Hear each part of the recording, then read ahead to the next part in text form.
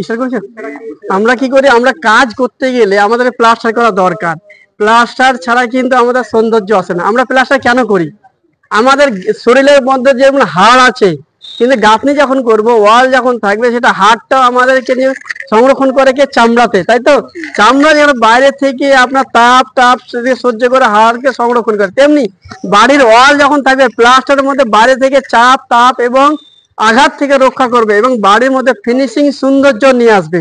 এটা হলো আপনার প্লাস্টারের সৌন্দর্য এবং তাকে সংরক্ষণ করবে। আমরা চামড়া যেমন আমাদেরকে সংরক্ষণ করে না, তেমনি বাড়ির প্লাস্টার হচ্ছে আপনার বাড়ির কে কি সংরক্ষণ করে রাখে এবং প্লাস্টার সৌন্দর্য রাখে। এরপর আপনি পুটিং করতে পারেন, রং করতে পারেন, আরো সৌন্দর্য যেভাবে করতে পারেন। যখন আপনি প্লাস্টারটা করবেন, 5 ইঞ্চি ওয়ালের যখন প্লাস্টারটা করবেন, তাহলে 1:4 এর রেশিও দিবে। ওয়ানটা কি? 1 ব্যাগ সিমেন্টের মধ্যে 4 বস্তা কি নেবে? বালি দিবেন, ঠিক আছে? এবং যখন 5 ইঞ্চি ওয়ালের যখন করবেন, এই রেশিওটা থাকবে। এবং যখন এবড়ো খেবড়ো ওয়ালের দিকে থাকবে, সেটা হবে আপনার থিকনেস কত হবে?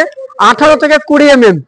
অনেকে কি 1 ইঞ্চি 1.5 ইঞ্চি 2 ইঞ্চি করে দেয়, কিন্তু এটা হবে না। আপনার কি করবেন, যে যখন এবড়ো খেবড়ো ওয়ালের সাইডটা করবেন, তখন আপনি কি করবেন, 18 থেকে 20 mm থিকনেস হবে।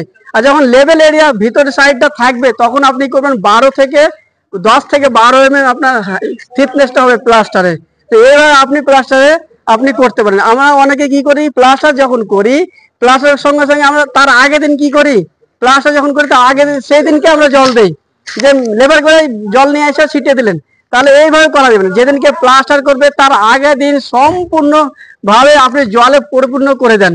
তারপরে আপনি কি করবেন, তারপরে আপনি সুন্দরভাবে তারপরে দিয়ে আপনি প্লাস্টার করুন, ঘোলা মারুন, পরিষ্কার করুন, পরিষ্কার করে ঘোলা মেরে আপনি কাজ করবেন। কিন্তু তার যেদিনকে প্লাস্টার করবেন, সেদিনকে আপনি কোনো সময় জল দিবেন না। বুঝা গেছে?